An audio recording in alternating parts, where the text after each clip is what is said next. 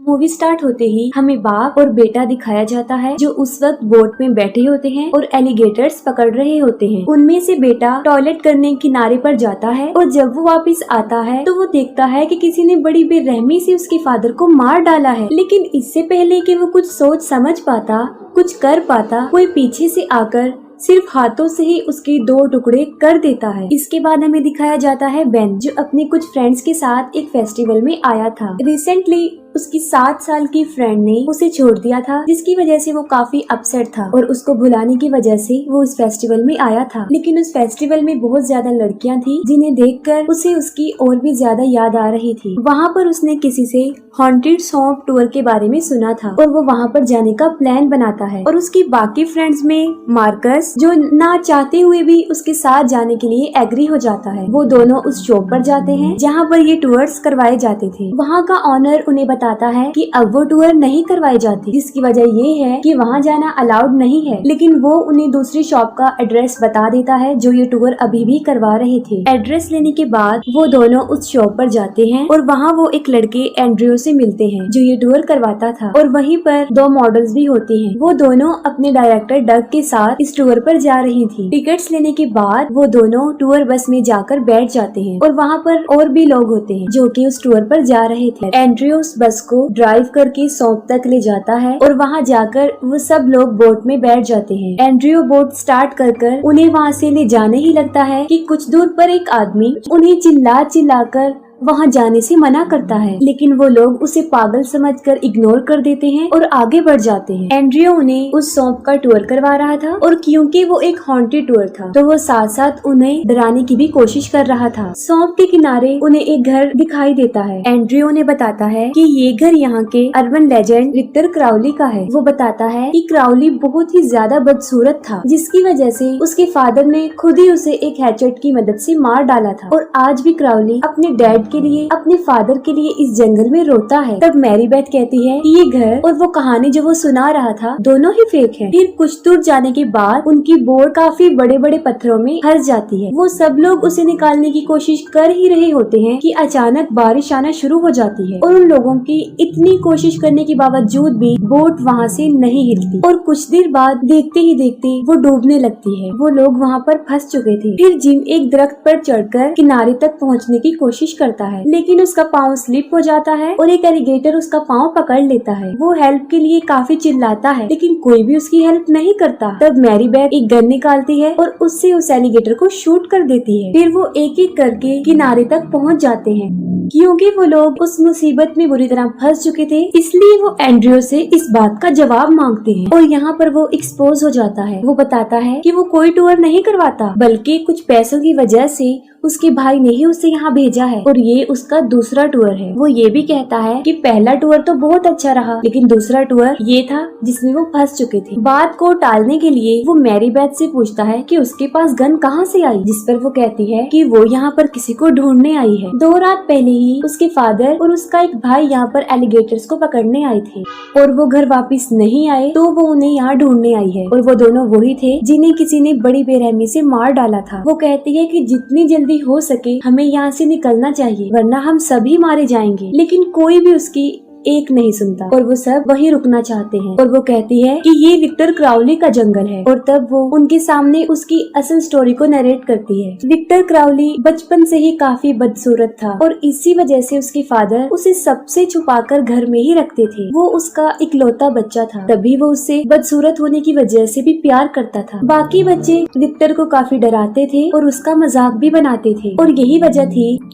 वो दोनों सिटी से दूर इस जंगल में रहा करते थे। और एक दिन हैलोवीन की रात जब विक्टर का फादर घर नहीं था, तब कुछ बच्चे उसके घर जाकर बाहर से उसको काफी परेशान कर रहे होते हैं। वो बच्चे पटाखे जलाकर घर के अंदर फेंक रहे थे ताकि डर कर विक्टर बाहर आ जाए। लेकिन उन पटाखों की चिंगारी से घर के दरवाजे पर आग लग जाती है और विक्टर क्राउली अंदर ही फंस जाता है। और इतनी ही देर में विक्टर के फादर वहाँ पर आ जाते हैं और उन्हें देखकर वो सारे बच्चे भाग जाते हैं। उसके फादर डोर को ओपन करने की बहुत कोशिश करते हैं, लेकिन इसका कोई भी फायदा नहीं होता। और तब उसके फादर एक हैचेट लेकर उस दरवाजे को तोड़ने लगते हैं, लेकिन वो ये नहीं जानते थे कि दरवाजे की दूसरी साइड पर विक्टर खड़ा हुआ है। दरवाजा तोड़ते हुए वो हैचेट सीधा जाकर विक्टर के सर में लगता है और मौके पर ही वो मर जाता है। अब अपने बेटे की डेथ की वजह से उसे खो देने के बाद उसके फादर का बहुत बुरा हाल हो चुका था और वो 10 साल अपने घर में ही रहे और एक दिन वो भी मर गए। और बस उसी ही दिन से विक्टर क्राउली अपने फादर को उस जंगल में ढूंढता है और इस बीच जो भी उसके रास्ते में आता है वो उसे मार डालता है। ये पूरी कहानी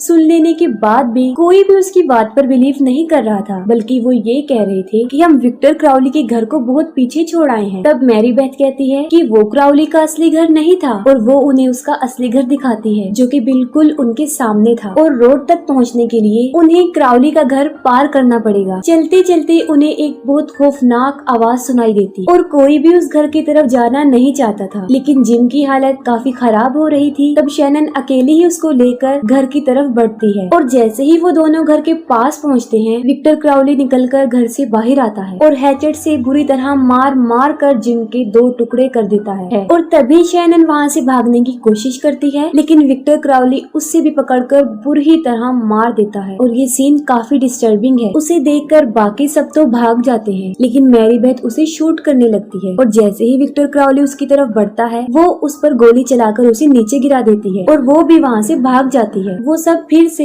मिल जाते हैं, लेकिन उनके दरमियान डग नहीं था। और दूसरी तरफ हमें डग दिखाया जाता है जो अकेला ही भाग रहा था और भागते भागते वो विक्टर से टकरा जाता है और विक्टर क्राउली गर्दन मरोड़ कर उसे भी मार डालता है। उधर दूसरी तरफ वो सब वहाँ से निकलने की कोशिश कर रहे थे, लेकिन घूम फिर कर वो फिर से उस घर के सामने आकर खड़े हो जाते हैं। तब मैरी बेथ कुछ हथियार ढूंढने उस घर में जाती है और उसके साथ बेन भी जाता है और वहीं पर मैरी बेथ को उसके फादर और भाई की डेड बॉडी मिल जाती है, जिन्हें देखकर उसका बुरा हाल हो जाता है। इतने दर्दनाक तरीके से मरा हुआ देखकर वो बहुत रोती है। दूसरी तरफ उन लोगों को झाड़ियों में से किसी की आवाज आती है। तब मार्कस चेक करता है तो वो किसी जंगली जानवर का छोटा सा बच्चा होता है और तब वो बेफिक्र हो जाते हैं। तभी विक्टर क्राउली वहाँ आकर मॉडल जेना को पकड़ लेता है और वो बेल्ट सैंडर मशीन को उसके मुंह पर चला देता है। उसे देखकर मैरी बेथ का बहुत खून खोलता है। वो अपने कंट्रोल से बाहर होकर उस पर अटैक कर देती है, जिससे वो नीचे गिर जाता है और फिर बेन मैरी बेथ को खींचकर वहाँ से ले जाता है। मौके का फायदा उठाकर एंड्रियो विक्टर क्राउली को मारने लगता है, लेकिन क्राउली बड़ी बेरहमी से उसका सर धड़ से अलग कर देता है और बहुत दर्दनाक तरीके से उसकी भी मौत हो जाती है। जेना में अभी थोड़ी बहुत सांसें बाकी थी, लेकिन विक्टर क्राउली उसे मजीद जिंदा रहने का कोई मौका नहीं देता और वो उसे भी बहुत बुरे तरीके से मार डालता है। अब तक उन सबको पता चल चुका था कि वो यहाँ से बचकर नहीं जा सकते और इसीलिए वो क्राउली को मारने का प्लान बनाते हैं। तब बेन बताता है कि उसने क्राउली के घर में फ्यूल के कंटेनर्स देखे थे और उसकी मदद से वो लोग उसे जलाकर मार सकते हैं और फिर वो सब उसके घर की तरफ बढ़ते हैं। बाहर मार्कस और मैरी बेथ विक्टर क्राउली का ध्यान बटाने की कोशिश करते हैं और इसी दौरान बेन वहाँ पर फ्यूल ढूंढता है और दूसरी तरफ मॉडल मिस्टी बाहर पहरा दे रही होती है। बेन को एक कैन में फ्यूल तो मिल जाता है, लेकिन तभी मिस्टी की बॉडी के पार्ट्स उस पर आकर गिरते हैं और तब वो देखता है कि क्राउली भी उसके सामने आ चुका है। क्राउली अभी उस पर हमला करने ही वाला था, लेकिन मैरी बेथ पीछे से आकर उसे मारते हुए पकड़ लेती है और इसी दौरान बेन उसके ऊपर फ्यूल छिड़क देता है और वो वहाँ पर आग लगा देते हैं और विक्टर क्राउली जलने लगता है और यहाँ पर उन लोगों की किस्मत फिर से पलट जाती है, या हम ये कह सकते हैं कि किस्मत विक्टर क्राउली का कुछ ज्यादा ही साथ दे रही थी। और तभी वहाँ पर बारिश हो जाती है और बारिश की वजह से सारी आग बुझ जाती है। ये देखकर वो लोग अब अपना अंजाम जान चुके थे और वो वहाँ से भाग जाते हैं और भागते भागते वो एक कब्रिस्तान तक पहुँच जाते हैं। उन्हें कब्रिस्तान का गेट मिल जाता है, लेकिन बदकिस्मती से सामने से क्राउली आ जाता है। वो लोग जान बचाकर वहाँ से भागने लगते हैं, लेकिन क्राउली मार्कस को पकड़ लेता है और उसे बुरी तरह जकड़ के उसके जिस्म की एक एक हड्डी तोड़ देता है। बेन अपने बेस्ट फ्रेंड को मरता हुआ देखकर काफी अपसेट तो हो जाता है, लेकिन अफसोस ये कि वो उसके लिए कुछ भी नहीं कर पाता। तब मैरी बेथ उसे लेकर कब्रिस्तान से बाहर निकल जाती है। तब क्राउली गेट का सरिया निकाल कर उन लोगों की तरफ फेंकता है, जो सीधा जाकर बेन के पाँव में लग जाता है। और अब वो लोग अपनी मौत के बिल्कुल सामने थे। क्राउली भागकर उन लोगों की तरफ बढ़ रहा होता है, लेकिन यहाँ पर बेन एक समझदारी करता है। वो सरिया निकालने की बजाय विक्टर क्राउली की तरफ मोड़ देता है और वो सीधा जाकर उसके अंदर घुस जाता है। वो दोनों वहाँ से निकलकर आगे बढ़ते हैं। तब मैरी बेथ को उसके फादर की बोट मिल जाती है। वो दोनों बोट में बैठकर वहाँ से निकल जाते हैं और यहाँ पर ऐसा लगता है जैसे वो लोग क्राउली से बच गए हैं, लेकिन हकीकत में ऐसा कुछ नहीं है। वो दोनों बड़े आराम सुकून से वहाँ से निकल रहे होते हैं। तभी विक्टर क्राउली मैरी बेथ को पानी में खींच लेता है। वो किसी तरह खुद को छुड़ा लेती है और तभी उसे पानी में बेन का हाथ नजर आता है। तब वो उसका हाथ पकड़कर पानी के ऊपर आ जाती है, लेकिन बाहर आकर वो देखती है कि क्राउली ने बेन का हाथ काट कर खुद पकड़ रखा था और वो लोग काफी मुश्किल में थे। क्राउली अब उसे भी पकड़ लेता है, जिस पर मैरी बेथ काफी चीखती चिल्लाती है और उसकी चीखों के साथ ही ये मूवी एंड हो जाती है।